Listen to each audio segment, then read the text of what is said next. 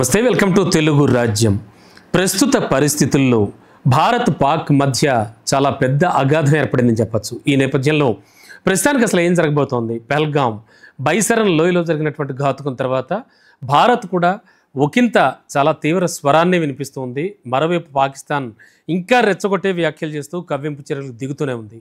మరి ఈ నేపథ్యంలో అసలు ఏం జరగబోతోంది అనే విషయానికి సంబంధించి మనకి మరింత విశ్లేషణ అందించడానికి సీనియర్ జర్నలిస్ట్ అండ్ ప్రముఖ అనలిస్ట్ బండారు రామ్మోహన్ రావు గారు మనతో పాటు సిద్ధంగా ఉన్నారు.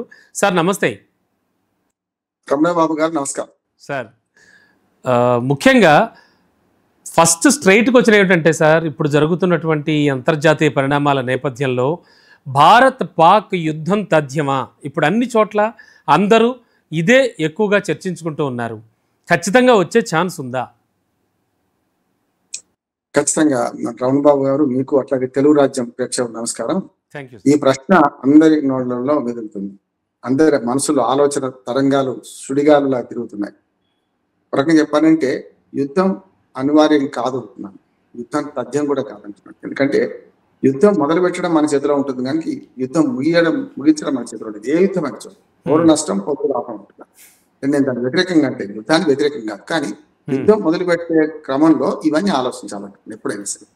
ఎందుకంటే మనం భౌతిక యుద్ధాల కాలం కాదు ఇది, కానీ భౌతిక యుద్ధాలు జరుగుతున్నాయి. మొదటి ప్రపంచ యుద్ధం, రెండో ప్రపంచ యుద్ధం అయిన తర్వాత ఇటీవల ఈ యుద్ధాలు చూసుకుంటే ఉక్రెయిన్, రష్యా, మన మాస్, ఇజ్రాయెల్ యుద్ధాలు చూస్తున్నాం.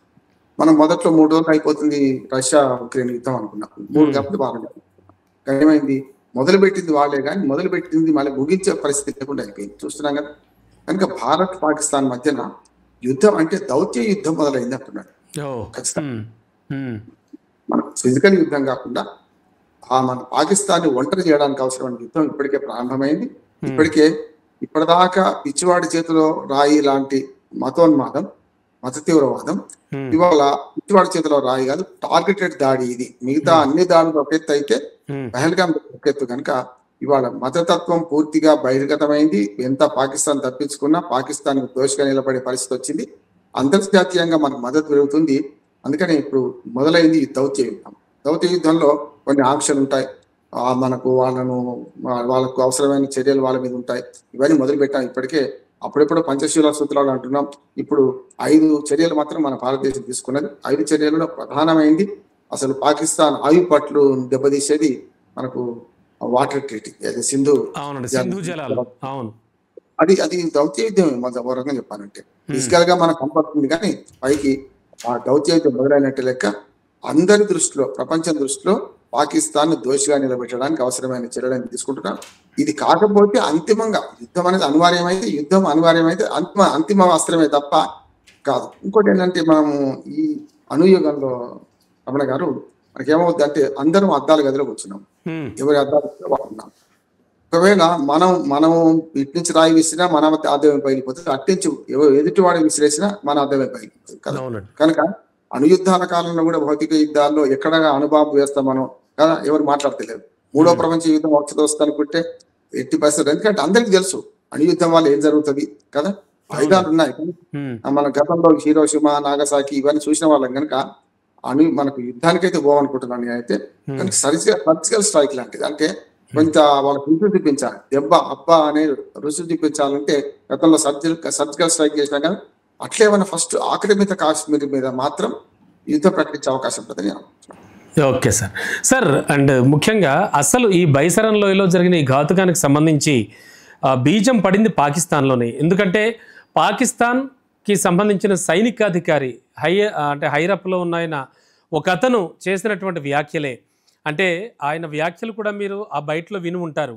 మనకి కాశ్మీర్ అనేది ఒక జీవనాడి లాంటిది అనుకుంటూ చెప్పుకురావడం జరిగింది. అంటే ఒక ముఖ్యమైన రక్తనాళం లాంటిది మనకి. సో దాన్ని వదులుకునే ప్రసక్తి లేదని మరోసారి దానిపై ఈ వ్యాఖ్యలు చేయడం, ఆ తర్వాత ఈ ఉగ్రముఖలు పేటరేకపోవడం జరిగిందనేది మీలాంటి విశ్లేషకుల వాదన. నిజంగా అటువంటి వ్యాఖ్యల వల్లే ఈ దాడి జరిగిందనుకోవచ్చా?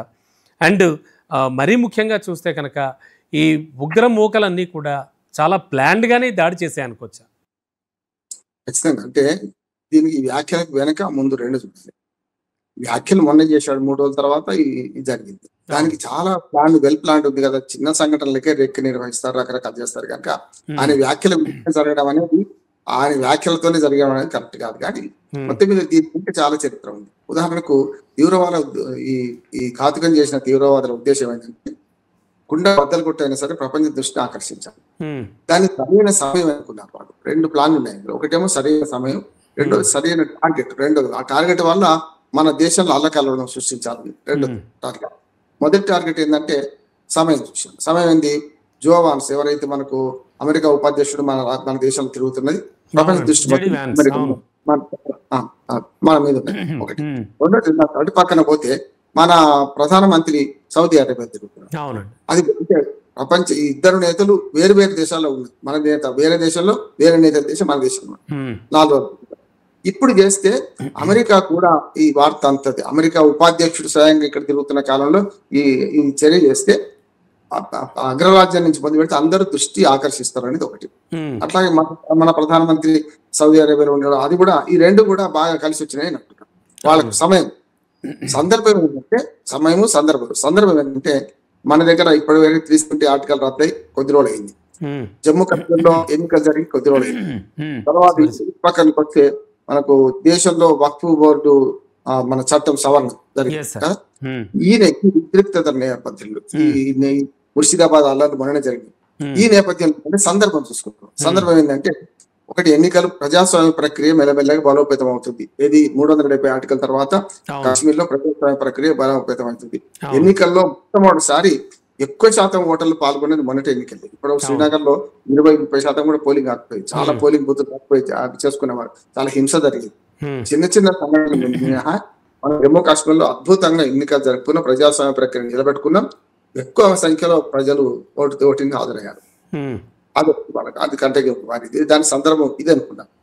రెండవది ఏంటంటే మనకు పిఓకేలో కూడా భారతదేశంలో మేము చేరుతాం, ఈ దుర్మార్గంగా మేము ఎన్ని రోజులు ఇటు కాకుండా అటు కాకుండా ఉండాలి, పాకిస్తాన్ కాకుండా నా ఘర్కా నా ఘాట్కా అంటారు కదా, ఇటు పక్కన ఇండియా కాకుండా ఎన్ని రోజులు ఉండాలి మేము భారతదేశంలో చేరుతాము అని ఊరేగింపు ప్రదర్శన చేసిన సందర్భం చూస్తున్నాం పిఓకేలో. ఈ 2 సందర్భం చూసుకున్నాం. అంటే ఇప్పుడు కనుక మనం ఈ ఒక దెబ్బ తీయకపోతే మన కాశ్మీర్ చేజారడమే కాకుండా పిఓకే కూడా చేజారిపోతుంది. వీలైతే పాకిస్తాన్ దాకా వస్తారు వీళ్ళు, ఆ భావజాలం ఇక్కడ అయిపోతుంది అని ఒక మాట వాళ్ళకి వచ్చింది. ఏంటంటే పాకిస్తాన్ అంతర్యుద్ధం జరుగుతుంది. ఎందుకంటే బెలూచిస్తాన్ సగం ఆఫ్ఘనిస్తాన్ సగం ఇక్కడ ఉంటే అక్కడ జరుగుతుంది. మొన్ననే రైలు కిడ్నాప్ చేశారు వాళ్ళు. ఇవన్నీ అంతర్యుద్ధం వరకు చెప్పాలంటే పాకిస్తాన్ లో అస్థిరత, అంతర్యుద్ధం, ఆర్థిక సంక్షోభం ఇవన్నీ ఉన్నాయి. అంటే ఎప్పుడు సంక్షోభాల కాలంలో ఎదుటి వారి మీద తీవ్రవాద చర్య చేస్తే ఫోకస్ లోకి వస్తామని కూడా తీవ్రవాదులకు ఉంటుంది. అంటే సమయము సందర్భం చూసుకొని వాళ్ళు చేసింది. మూడోది ఏంటంటే వాళ్ళ వ్యూహం వేరే ఉంది. ఈ సమయం సందర్భంతో పాటు భారతదేశంలో మత కల్లోలం సృష్టించాలి. అంటే ఇప్పటిదాకా ఏంటంటే మతానికి మన తీవ్రవాదానికి కులం లేదు, మతం లేదు అంటారు. ఎందుకంటే దిల్సుఖ్నగర్ కేసులో కానీ, మన లుంబిని కేసులో కానీ, గోకుచాట్ కానీ, బొంబాయి దాడుల్లో కానీ, దేశంలో ఎక్కడ మత తీవ్రవాద దాడులు జరిగిన ప్రతిసారి కూడా అక్కడ ఏమైతుంది అంటే పిల్లలు, పెద్దలు, ముస్లింల, హిందువుల మతపరంగా కాకుండా చచ్చిపోయేవాళ్ళు. వాళ్ళ విధ్వంసం వాళ్ళకి ఇది అట్లా టార్గెటెడ్ మతవాదం ఇది. అంటే చెడ్డీలు విడిపించి చంపారు కదా, కల్మా చదవకపోతే చంపారని కదా, నాన్ ముస్లింలను మాత్రమే చంపారని. అంతేగా ఒక్క ముస్లిం చనిపోయింది, అది ఎవరు ఆయన తిరగబడ్డ వల్ల చనిపోయింది. ఆయన నిజంగా చెప్పాలని ఆయన విధులు నిర్వర్తించాడు. నేను పిల్లలని తీసుకొచ్చిన నా టూరిస్టులను కాపాడుకుంటాం అనుకున్నాడు, తుపాకీ గుంజుకోపోయి చనిపోయింది. అట్లా చూసుకుంటే ఇది టార్గెటెడ్ మతవాదం, ఇది మన తీవ్రవాదం. ఎట్లా అంటే నాన్ ముస్లిం చంపుతాం అనుకుంటుంది. దీంట్లో ఏమైందంటే దేశంలో 2 విభజన రేఖ వస్తాయి. ఒకటేమో కాషాయ జెండా, ఒకటి ఆకుపచ్చ జెండా.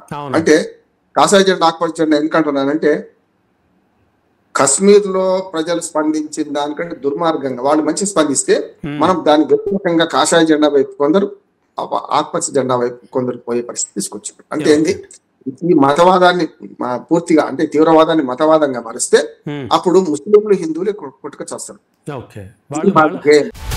హలో, తెలుగు రాజ్యం ఛానల్ చూస్తున్నారా? సామాజిక, రాజకీయ, జీవన చిత్రణే తెలుగు రాజ్యం. అతిశయోక్తులు, అసత్యాలు ఉండవు. రాజకీయ కోణం కాదు, ప్రజా కోణమే కొలబద్ద. తెలుగు రాజ్యం వీక్షణ మీ ఉత్తమ అభిరుచికి నిదర్శనం.